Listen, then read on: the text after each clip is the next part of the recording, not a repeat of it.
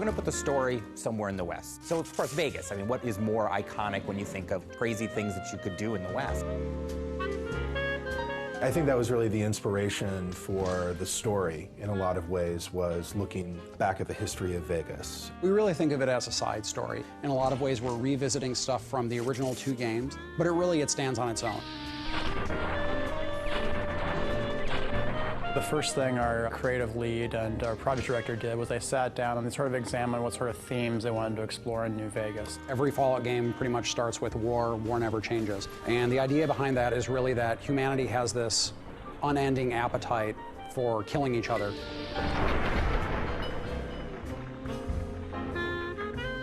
Thematically, if you're going to do a game about Vegas, you have to deal with the theme of greed. And so that's something that kind of suffuses the game. We've tried to do a lot of reversals with the title, so sometimes we're going to show you why war is absolutely necessary.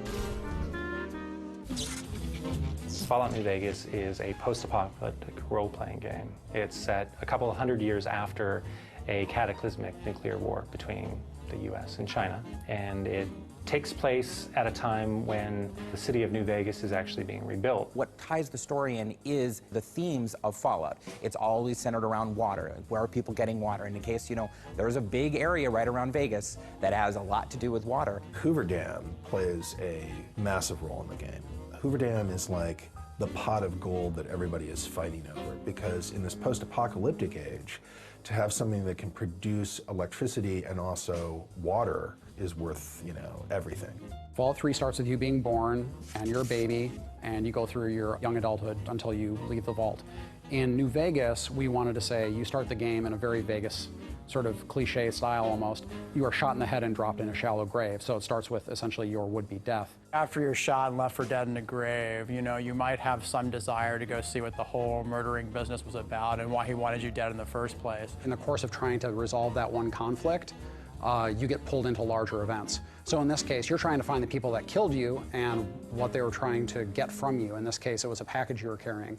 So, of course, as you go around, you find out that what you were carrying is centrally tied into this major conflict in the area between New California Republic and Caesar's Legion and Mr. House, who's the guy that sort of runs the strip in New Vegas. Player freedom is very important in the Fallout series, and when we allow the player to basically have a choice on what they do and how they do it, by leaving the plot open in a way that basically they're just learning what's going on in the world, it gives them a lot more freedom in how they want to learn that information. The leader was a New Vegas type. Typical city boy. He had a bunch of great cons with him, probably hired guns. A lot of the story that comes out of a Fallout game is through the player's own experiences. What you want to do is get them a lot of hooks to adventure with and sort of bounce their own ideas off of and their own experiences. Like a lot of role-playing games, but I would say even more with Fallout, it's about choice. You know, do I want to be the nice guy? Do I want to be the bastard? I mean, they can go through the game just blowing everyone away at a moment's notice. They can level whole towns. They can kill everyone all the way up to the very end of the game. And we also want to make it possible for those that want to be very pacifistic and more speech-oriented and try to be a good and all-around good person. They can just leave the story, go off into the desert, go into some crazy vault, come out, pick it up again. They can shortcut parts of the story. Really, I said, it has to start like this, and it has to end with some big conflict between humans about very human concerns. But where you go along the way is sort of what we've been defining over the course of the development process. Another thing about the Fallout quote-unquote story is what you're trying to do is just make sure that the characters you present in those environments, you want to give them a lot of depth. You want to give them a lot of purpose. There are too many characters for me to count how many we're introducing. This game is not, it's set in the future, but it's set in an alternate future. So we can take a lot of inspirational sort of figures from Vegas history and use them as sort of ideas for new characters or main antagonists. So one of the major characters, Benny, is sort of like, if you look at his sort of visual look, he's kind of inspired a little bit by Bugsy Siegel. Ring-a-ding, baby, ta-ta. We have a kind of enigmatic overlord of New Vegas named Mr. House, who is patterned after the historical Howard Hughes. Now, because of your carelessness, Benny has fled the strip. Caesar is the head of this rather frightening faction called Caesar's Legion that's looking to conquer this region. I want Mr. House knocked out of the game. A quick 1-2 punch. These bizarre characters and their sort of twisted things that they do, it's a really big part of the setting, and it's important that Even though we have these terrible situations that people are in, they're punctuated by these moments of bizarre humor. Please don't do no harm to me, mister. At least the way it's not my face. All I got left is my rugged good looks. Because the people you meet at different points in the game can actually join you as companions and actually fight alongside you, that sort of gave us a really strong opportunity to have them reinforce the story. People are really going to enjoy our companions. Raul is very distinctive. He's a ghoul that has been traveling up from Mexico for like hundreds of years, basically, and just living in the desert.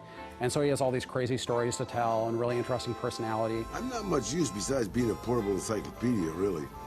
I guess you could use me as a pack Brahmin. People really enjoy being part of certain factions in games, participating in the faction politics, and using their influence within an organization to sort of change the game world. You have these large factions that you're really going up against with very different desires. Like one is just, I just want to take over the world. One is, I want Vegas to survive and me always on top. They can side with the New California Republic in the war effort. They can side with Caesar's Legion. They can choose to support Vegas, or my personal favorite is that you sort of blaze your own destiny, and depending on the alliances you form with these factions, that sort of determines the future and fate of the world. The environment is genuinely reacting to what you do as the player. You have a pretty extraordinary amount of control over the outcome of the game.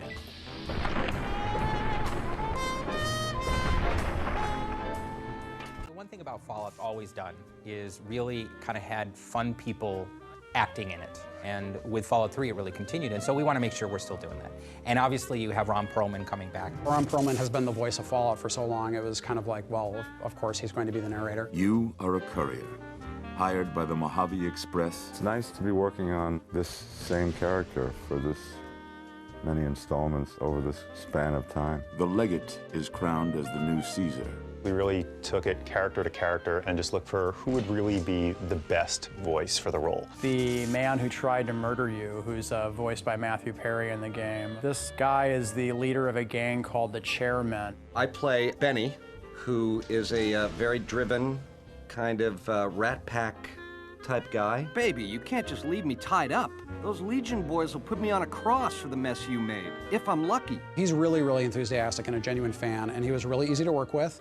You know, he seemed to really get the idea behind the character. Any questions you got, I'll answer. Fallout is just bigger and smarter than any game I've played before. There's like just amazing amounts of things to do, and I like the idea that you can, you know, sort of pick what you're going to say to somebody and go on all these quests, and it's just this gigantic world that seems sort of endless. Like I said, baby, all Benny needs is a stealth boy and a bobby pin. I also, you know, have gone on dates and stuff too. Like I'm not just a moron who just plays video games.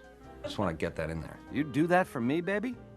Don't tease me if you don't mean it. The DJ of Radio New Vegas is Mr. New Vegas, and it's voiced by Wayne Newton. Howdy, folks, it's Mr. New Vegas, and I have a good feeling about all of you listening. He's always really upbeat. He always is very pro-Vegas, and always has something good to say about what's going on. Moving on here, this will be line 2. Well, you know what that means, folks. Time for some news. Of all the things that I have done in my career, and I've done one or two, this has been the one thing that I have looked forward to, because it was so out of the realm of what I have done in my career. This is Mr. New Vegas wishing you ladylike luck tonight. I didn't have anything to do with being called Mr. Las Vegas. It was just the fact that I worked here so much and wouldn't leave, that somewhere, somehow, one of the writers said, well, this has got to be Mr. Las Vegas. Want it again? Yeah, that was great, but just one more time for the safety. Hey, we've got some news for you coming right up. We were lucky enough to get Felicia Day to be one of our Brotherhood of Steel members, which is fantastic, and it makes my nerdly heart glow. Recording Felicia Day has been just a joy because she's so enthusiastic and she's so excited. There's got to be something we can do. Veronica is a scribe for the Brotherhood of Steel, and she's sort of sardonic. She's really bright and also likes to punch things. So she's got everything going on for her, really. They need me, and I'm not going to abandon them. That's what I actually like about the character, is that she's a rabble-rouser, but it's for the good of everyone. She really wants to improve everyone's life, and she's willing to buck the system to get it done. When I read it, I read the copy, I was like, oh, this is great. I just don't even have to be anything but a sassy me. It really sounds like it could be a good fit, doesn't it? The character that I voice, his name is Arcade. He's a doctor. You have the option as the main character to befriend Arcade. I honestly didn't expect you to say that. When I talked to you about Daisy and the others, you seem to put a lot of value and loyalty to the past. I've made it very clear to the powers that be, I'm a gamer. I'd like to do voices for your games. I'll have friends who aren't gamers, and they do voices. I'm like, that's so unfair. Like, I actually care about this, and you're the one who got to do the job? Bubkiss. I need to make a stop before I settle in. I'll be back in a while. Thanks again for your help. It means a lot to me. Cool. Yeah, great. Hey, great, man. Marcus is a mutant, first of all.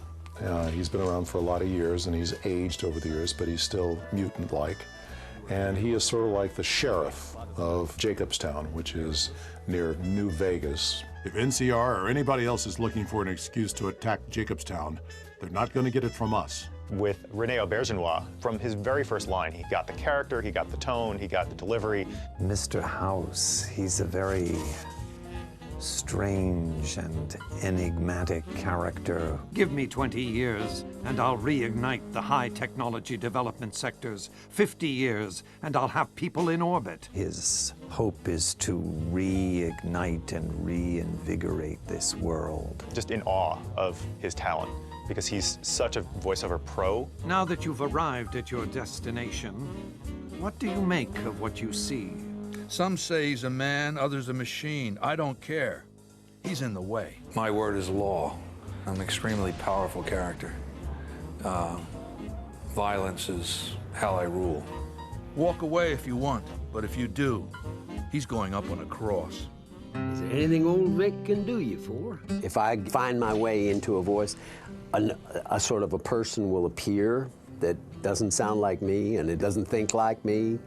That's always when it's the best, because it surprises me, it surprises them. Well, butter my butt and call me a biscuit if it ain't my old friend from Good Springs. I can throw the gun at him if you want, boss. Raul is like a very smart old ghoul. He's got a lot of wisdom and a lot of experience, you know, so he uses it sparingly, but he's pretty sharp. It was early on. We didn't know just how serious it was out there. Not too long ago, they took Nelson and Searchlight. They got some camps on the eastern shore of the Colorado, and the monstrosity on the hill across the lake, that's for Caesar. Mr. Kristofferson, who's got an amazing voice, very thick and gravelly and really fun to work with. Just keeping that dam secure and operational day to day is enough work for one person. Every officer I ever talked to, or every soldier, you know, it probably influenced some of my delivery on this. So this will be lines 1 through 7, and it'll be take 1 whenever you're ready. Rangers, this is the chief. I know I can ramble on sometimes, but I need you to listen close for the next minute or so. I hope players play this game, and I want them to be fully immersed in the world, and I want them to really feel each character when they're speaking to them as a totally different individual. Yee-haw! Ain't that party? A lot of what we had to make sure that we did with the art style was to, in essence, make it still feel like the post-nuclear world that it was. And that is the kind of the weird 50s, but 100 years after the 50s, if the 50s just stayed the 50s, and then bringing in this idea of Vegas. Josh had one of the first team meetings, and he talked about Vegas as being one of his ideas, but more importantly, that it'd be the Rat Pack era. And when he said that, then I was just joyous, because it's just great aesthetics at that time. When we started the game, there were a few things aesthetically that we knew we wanted to do. We wanted to make sure that the architectural style of homes, and as well as the casinos, either reflected 50s style from the Vegas era, or it reflected an even earlier time, more like the settlers of the West. But it's all about Vegas. And so we want to make sure that we have this feeling of sort of this neon, and again, it feels like you're going in there and you're playing around with the mobsters, you're playing around with the Rat Pack. So much of Fallout is bleak. Everything's been blown up in Fallout for the most part, but the Las Vegas Strip is unique in that no nuclear weapons hit it. So when you go in, you're immediately struck that this is really one of the last places that still feels like old civilization. Our team, I think, got up to, including animators and myself, we're about 22. We have a lot of great people here, character artists, we have concept artists, world builders, prop artists, and they all have different backgrounds. We have folks like Brian Menzie, who's got a long history with the franchise, but then we have folks like myself who are new. So I think the combination of the different experiences really brought the quality bar up. It takes a lot of work and a lot of people. Usually what we try to start off with is just a general idea of what are the main things we're looking to see in different parts of the world. There's tons of images out there, so a lot of it was just looking at the strip in the early 50s and early 60s just to see what was different about it then.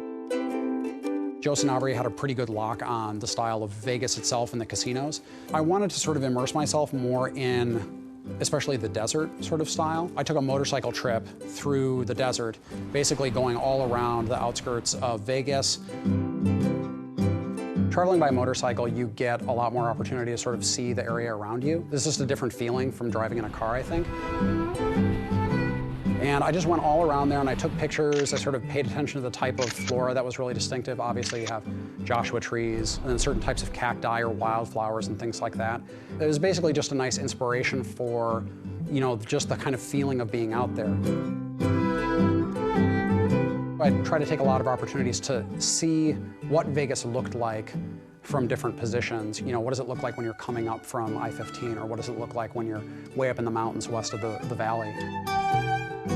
It was a nice way to see the environment and get a feel for what it was like.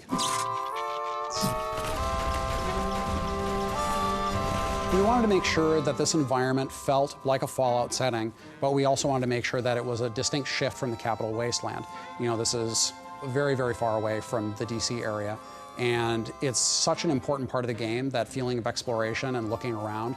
We wanted to make sure that there was a distinct shift. One of the biggest differences is the lighting in the Southwest. Artists come from all over the world to try and paint and photograph in this kind of light that we have down here. So that's the biggest difference right off the bat. It doesn't need to be sort of the more kind of blues and grays of DC. This is more the warm colors of the Southwest. You kind of blend all those things together within a blue sky instead of a gray sky, and you get a very different sense of the world. The scope of this game is massive. You have basically a city in the middle of this area, and then the territory stretches all around the city and does stretch out all the way to Boulder City and to the dam. When doing Vegas, we didn't want to neglect any of the surrounding areas around Vegas. We wanted to make sure that we had Fremont Street realized, and we have a location called Freeside in the game before they even hit Vegas. And I think once they get a taste of that, they're going to be suitably intrigued to go, okay, well, if that's Freeside, hell, I wonder what Vegas is going to be like. The Vegas that we were representing was really classic Vegas. This is something that dovetails nicely with the general aesthetic of the Fallout series as a whole. Everything to do with the Strip is a big artistic playground. One of the strengths we saw about being able to use Vegas as a location is because all those casinos have their own individual themes. It's like a big amusement park the size of a city. And not only do designers have a lot of fun doing quests for those areas, but artists have a fantastic time going, you know what? We can just play around with this location because that's what Vegas is all about. I was working on the designs for the individual buildings, the keystone ones, the ones that the families or factions are associated with. So Lucky 38 was the first one because it's the most prominent one. From there, I went to the Ultralux and then Tops. Each of those casinos had its own style that we defined for it. Its own color palette, its own particular slice of Googie style or Art Deco in some cases. I think we really knew that we kind of hit the look and the feeling of Vegas when we started putting the signs in. So, and I don't know why that was one of the key things, because you can have a big hotel, but it kind of doesn't feel like Vegas unless you have those giant signs. When you go into these places, they still look like things that have been rebuilt. This is still a world where people have to deal with certain material realities, and they're in the middle of the desert, pretty far away from anything else. So there's a lot of stuff that looks like it has been repaired, been remade, but it's not brand new. But then also you can see off to the sides in certain patches of the Strip, you'll see just whole casinos that are just hulking ruins that are sort of blocked off. You know, that's to show again, like, you know, this place has been screwed up for about 200 years. We also wanted to make sure there's a certain energy about the Strip too. So when you get past the Great Wall that surrounds Vegas and you actually get inside the city, you feel that same sort of energy that you feel from Las Vegas in real life. It's almost not just the art, it's sort of really focusing on sort of that feeling and making sure that it feels like a 24-hour city like it does in real life. When I take pictures or give reference and then say, I kind of want to like it like this, I'm kind of going to want to like this, it's very nice to see the artist come back with something that's even better than what I had imagined in the first place. I think people are really going to dig how different it is from the Capital Wasteland and how we sort of captured the feeling of the Mojave.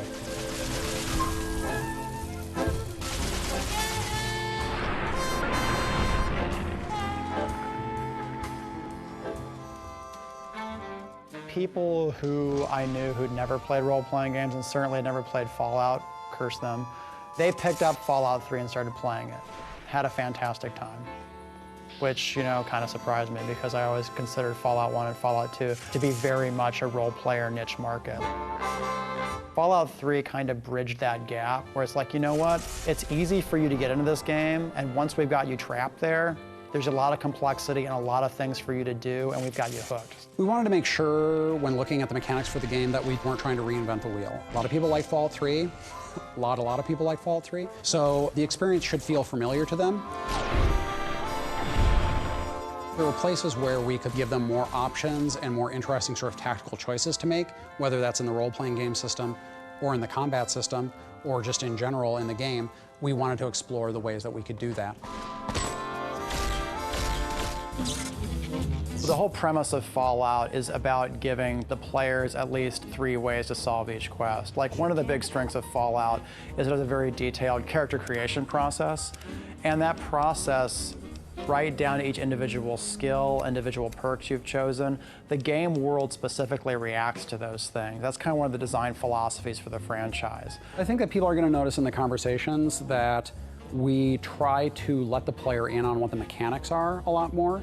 When skills are being called on or when reputation is being called on, instead of hiding things from the player when they don't qualify to do something, we always show the player to let them know that there's something there. By highlighting those things, the player knows, like, oh, okay, so if I read the skill magazine or if I come back in another level or if I take this chem, maybe I can make this check. There's a lot of angles to this caper, complexities aplenty. When it comes to our faction mechanics, we're a lot more transparent about when that is triggering something.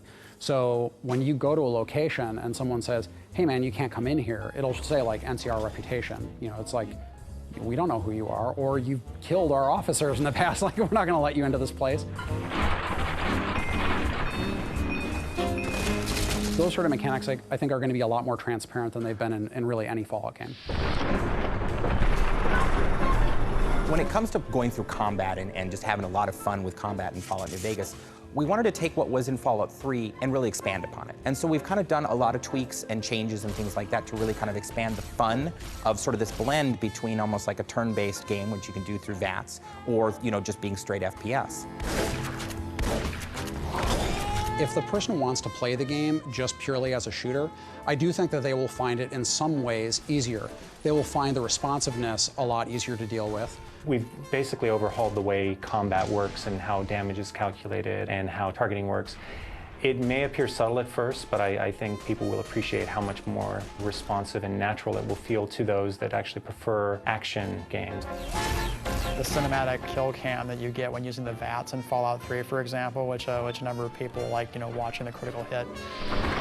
With New Vegas, you can actually still get those cinematic kill cams outside of VATS if you're doing really special moves with your weapons. VATS is an amazing system that allows you to kind of play this immersive first person, getting shot missiles and bullets and laser beams coming at you from every angle in real time, and you can immediately go to this system, VATS, and you feel like you're in control and you can play the RPG. It's just a great kind of melding of how people play games now versus sort of, you know, hinting back to how we used to play. Even a really skilled player, they still have to play the role-playing game's statistical system. So they have to advance their character, get more hit points, get better equipment, and then they can tackle those challenges.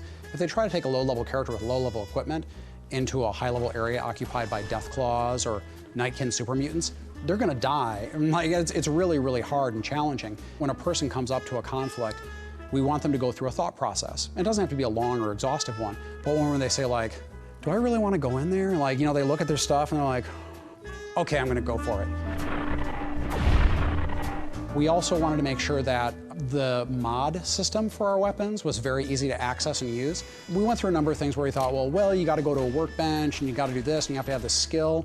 But when we came down to it, it's like, well, if you buy these things, you wanna put them on your weapon right away and use them. So when you go into your inventory, you just look at the weapon, you press a button, it shows you the mods for that weapon, you attach them and you back out.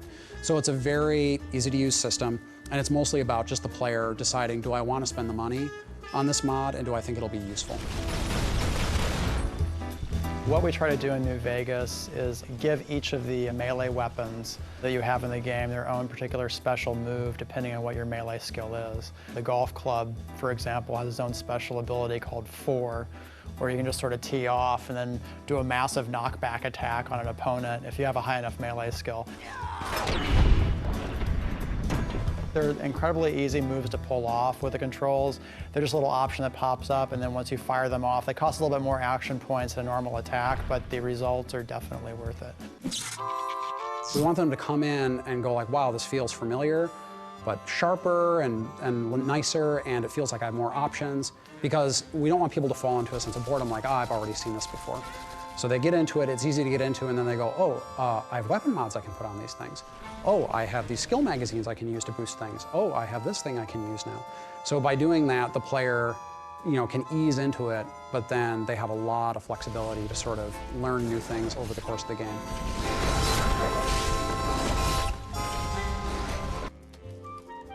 In Fallout, and then in Fallout New Vegas in particular, we really wanted to have sort of a lot of groups that people could interact with. Factions are really important to us. We didn't want to make it something where it was black and white, where you have this small group of good people against a small group of bad people. It's this very complex mixture of these different people and these different factions. The player has a lot of control over what he gets to do in the New Vegas area. He gets to influence what happens to an entire region, and in order to have that kind of influence, he needs to side with one of the factions and sort of decide where he tips the balance. It's all about war, and that's what Fallouts have been about, is war, and so how we're really showing that is war between these factions. We want the player to sort of have that hesitation when they're like, where do I really stand with these organizations? Like, is it really the right thing to back X, Y, or Z? And even if I go off on my own, what does that mean for everyone who's living in the world of New Vegas? We have 3 primary factions, one of which is the New California Republic. Which is this big, sprawling government that's gotten too big for its own good. It's so big, it can't control its own territories, it can't police its own laws, it certainly can't protect its own citizens.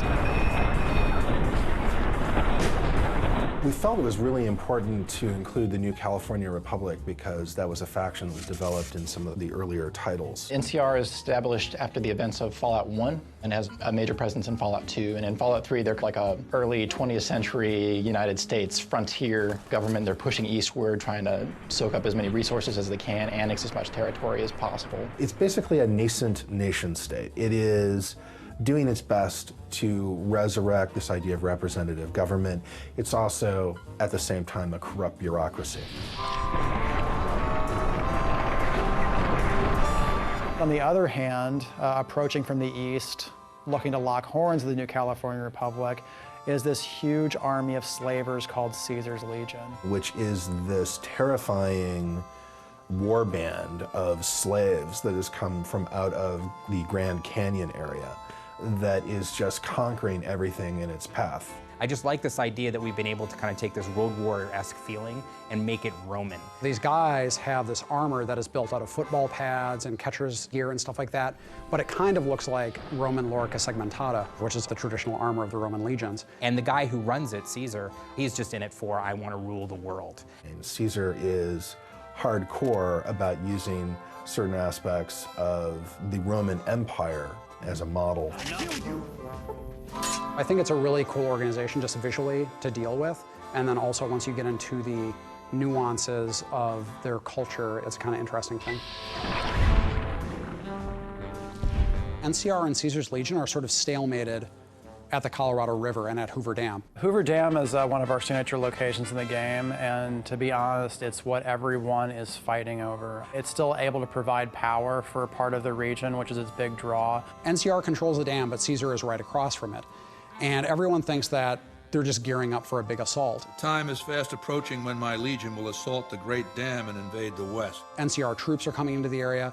Caesar's legion is being reinforced from the east, and everyone's just wondering, like, well, when is somebody going to do something? And of course, that's where you come in, is because you kind of help determine when this showdown happens. Of course, Mr. House is playing into it as well, because Mr. House doesn't want NCR to win, ultimately, because he doesn't want them to take control of the Strip. But that's not going to happen, because you're going to work for me. The general idea is that we have the three major factions, Mr. House, NCR, and Caesar's Legion, but then there are all these sub-factions like the Great Khans, the Powder Gangs, the Kings, the Boomers, the Followers of the Apocalypse, and the player can go to those groups and try to shift alliances. There are literally 125,000 factions in Fallout New Vegas. We're probably gonna have to cut some of them. There's the NCR, there's Caesar's Legion, there's the PTA, Mickey Mouse Club, Alcoholics Anonymous is in there right now.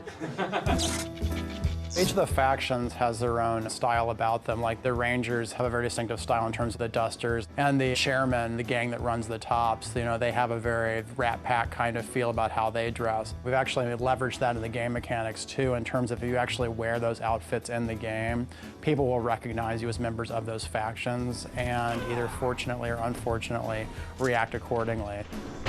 One feature we've added for Fallout New Vegas is the concept of being able to disguise yourself as a member of a faction, even if you're working against them, so you can put on like a military uniform and sneak into a military base. We wanted to make the player feel like the factions were well-grounded, they had very believable motivations. We want the player to experience those factions. We want them to know what politics are at stake and what ideologies these organizations represent. So when they choose what factions they want to work with, it's based on something more than just a gut, they're good, they're evil reaction. So if you support Caesar, or if you support NCR, or if you help the Great Khans or the Kings, it's going to make a big difference.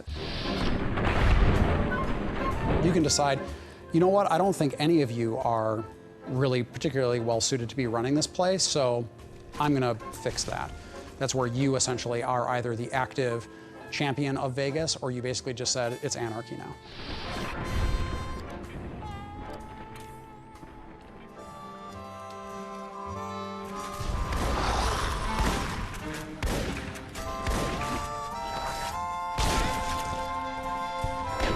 Our audio designers have put a lot of effort into sort of changing the sound. Part of it is because our environments are so open and there's so much desert involved, they wanted to make sure that they had distant sounds and close sounds.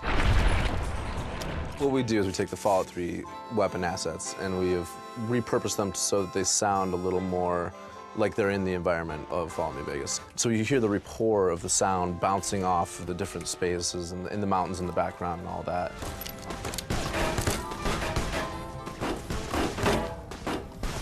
They did a lot of desert sound recording, and it really makes the gunfights and stuff especially feel very different. I went out to Azo Borrego Desert National Park a couple months back, and we're just out there. It's dead silent. There's no one around for 30, 40 miles at the very least. We're out there digging through the rocks and causing rock slides down there. They've also put a lot of effort into shaping the sounds of the desert, and it can be very unnerving walking around because you hear these like little crinkles and rock shifting and things like that. Really, they want to make sure that there's a very strong reactive element to where you travel, especially with the music too.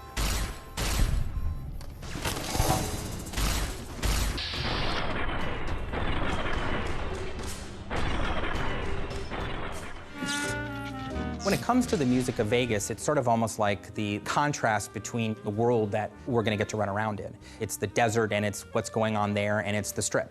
And those are two big things that we almost had to think very differently about.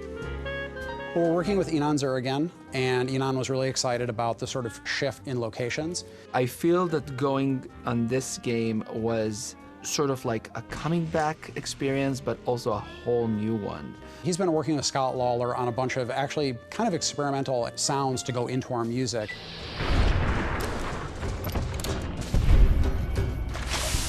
We got together, Enon and myself, and we talked through really what we wanted to do different with this game and how we wanted to differentiate it from Fallout 3. Me and Scott had a lot of discussion before we started. It's like, okay, so, you know, we really want to do this Western style, but it should be decadent, it should be twisted, it should be scary. I think that the choices went more and more toward string quartet.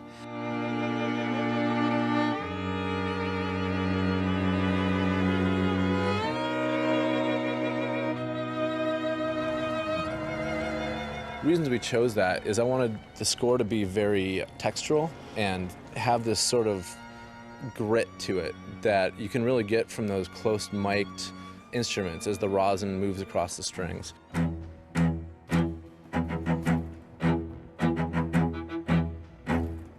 When the player's moving around, they don't feel that the music is just playing without purpose. It always sort of evolves with the action and devolves with the action as well. Took a lot of brainstorming, not only the way the music needs to sound, but also the way the music is going to be construct and deconstruct in a way that it will follow the player, but then in a new way. When there's no one around, it's still there and it's got this very low, ominous tone. Enemies enter the area, layers sort of build upon the piece, and as you get into battle, it sort of builds further.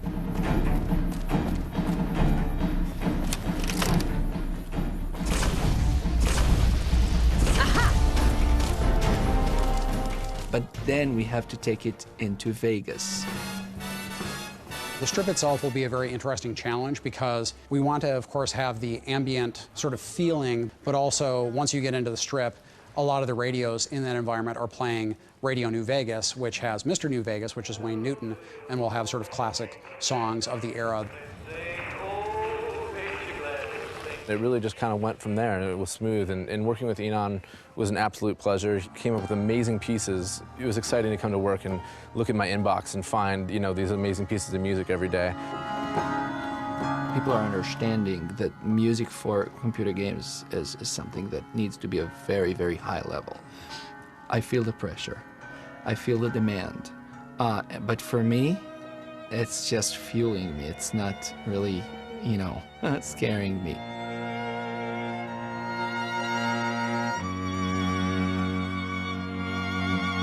We've been very fortunate to have the best actors in the world, some of the best musicians in the world coming in, best composers in the world, and the best sound designers. And all these things have come together to really create a soundscape that I'm very proud of. It achieves the goals that we really set out for this project.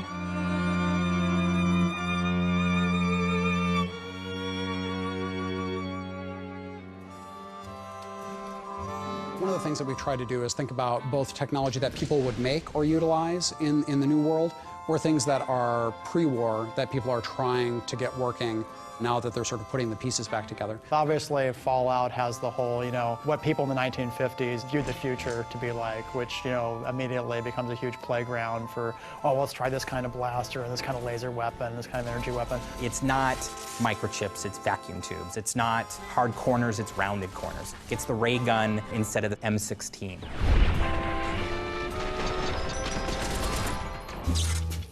So one of the first things the player's going to encounter in the opening area of Goodsprings, he was actually helped out of his early grave by one of the new robots we have in the game, which are called Securitrons. They themselves are sort of this curious blend of sort of sci-fi, you know, crazy technology, yet they have the Fallout twist to them. This huge, hulking monstrosity, the track wheel that spins around as it's going across the landscape. Instead of a head, they have a little computer monitor that's sort of right on their chest.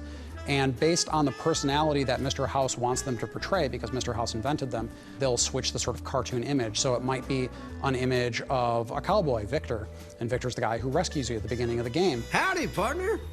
Might I say you're looking fit as a fiddle? When you see that on the video screen, it kind of like disarms you for a second. You're like you're having a friendly conversation with this very large robot that could potentially level an entire city block. And the contrast there is, you know, I think one of the fun things that just makes Fallout Fallout.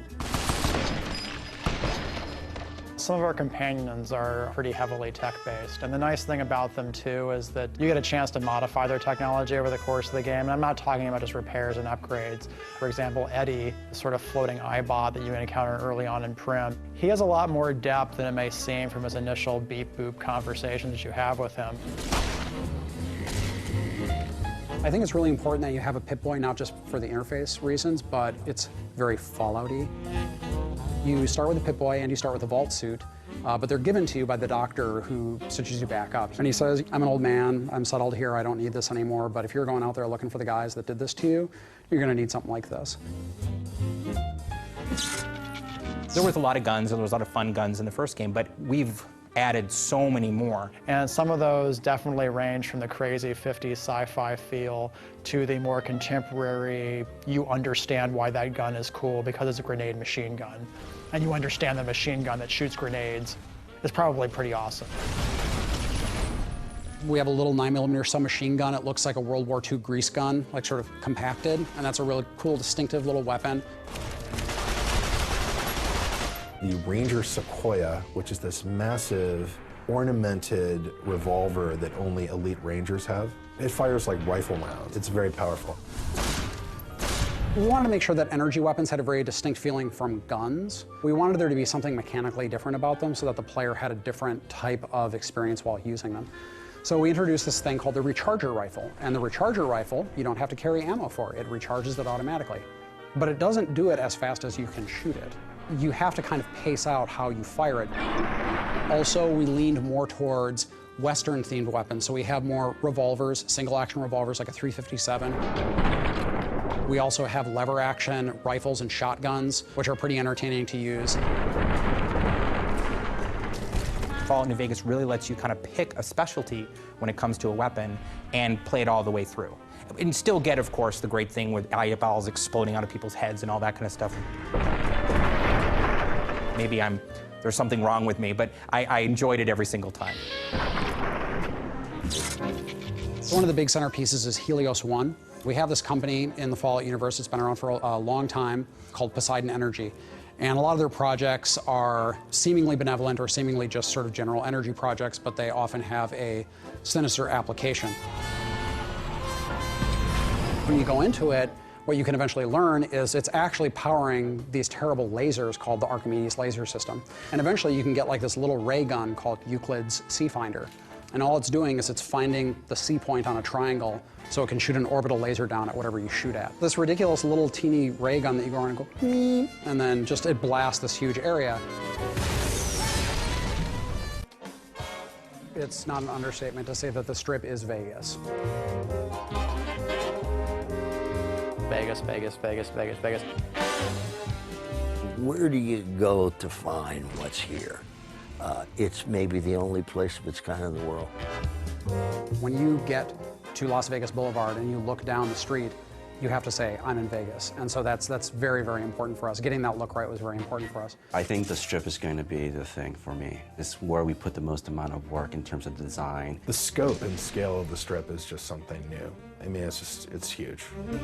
We want to make it big and huge and giant casinos and giant neon signs and tons of people milling about and make it feel like I'm actually on the Strip in real Las Vegas. What we wanted to do was make sure that we captured a lot of the elements of Vegas that people today in the real world are excited about and appreciate, but at the same time make sure it had that 1950s sci-fi sensibility about it. You know, that idea of recreating the spirit of classic Vegas, because that's also more of a Fallout style.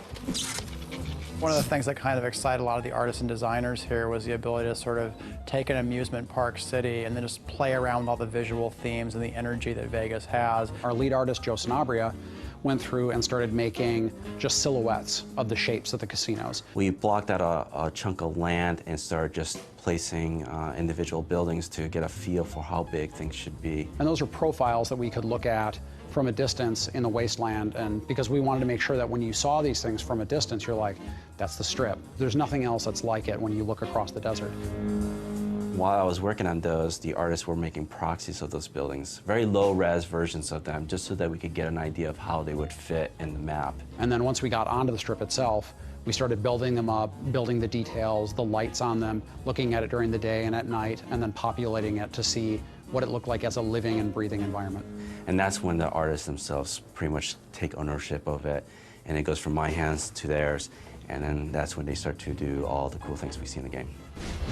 When you arrive at the Strip, it's definitely a wow moment. When you go through the gates of the Strip, you find yourself in a location that you really haven't seen anything of its like in the Fallout universe before. We knew we wanted the player to get that feeling that you get when you go to the real Las Vegas Strip, which is, you set foot at one end of the Strip and you look down and you see like all the neon lights. It's about kind of bringing that feeling back of those big signs that say, Dean Martin and Sinatra, playing and things like that. We're going to examine all the different vices in human nature, spread those amongst the casinos on the Strip. What are the main themes of Las Vegas when you go there? And, things that always come up are, luck, sleaze, luxury, organized crime. Each casino has its own theme and its own feel, and as soon as the player goes into it, they get it. You have the Tops, which is run by a tribe called the Chairmen, and they really harken back to the Rat Pack. Everything about it is very Rat Pack oriented. Benny is very Rat Pack oriented, and so it has this whole theme goes throughout it. Then you also have Gomorrah, which is run by the Emeritus, who are basically like the mob past of Vegas. The whole point of the casino is sort of a sex sells kind of idea. As soon as you step into the door, there are flames going up on either side of you. There's the demonic statues off in the corner. Women dancing in cages and prostitutes literally walking around and soliciting you while you're trying to gamble. It's also, of course, one of the most profitable casinos on the Strip, because you have a lot of servicemen from the New California Republic Army who are going to the Strip on leave. This place smells like booze and sex. That's why I always come back. Mr. House's casino, the Lucky 38, that has a very mausoleum feel about it intentionally. So when you go in there, you feel like you're actually walking into an ancient crypt, a part of the old world that hasn't been touched. And that's supposed to reinforce a lot of his character in that location. We also have the Ultra Lux, which is the super ritzy casino. Big, high dome, very nice people greeting you and being maybe a little too well-mannered with you. I am at your service. Ultra Lux is all known for basically being high society, and so you can kind of hobnob with the wealthy elite that do visit the Strip because they tend to stay there. You look like you'd be more at home at one of the other hotels. I think a big part of Vegas, no matter what time period it's gone through, each casino is trying to sort of carve out its own particular theme and niche, and it was a lot of fun coming up with those styles for the casinos, specifically in New Vegas. You also see a lot of debauchery on the Strip, of course. You see a lot of drunken soldiers who are kind of stumbling around from casino to casino. Walking around in drunken stupors and puking on the sidewalks and dancing naked in fountains and that sort of thing. Securitron robots will roll out of there and patrol the Strip quietly, just day in and day out. So if you show any iron on the streets or start shooting, those guys will take you out.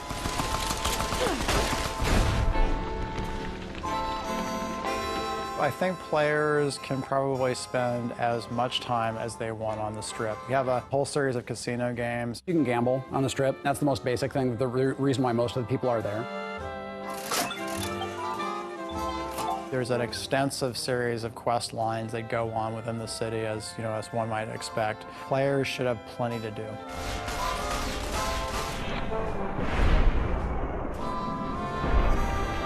In the end, I think we did a really good job. The guys worked hard and were able to put things together in a way that I think is going to be entertaining for folks. What keeps people coming back, I believe, is just good gameplay, good story.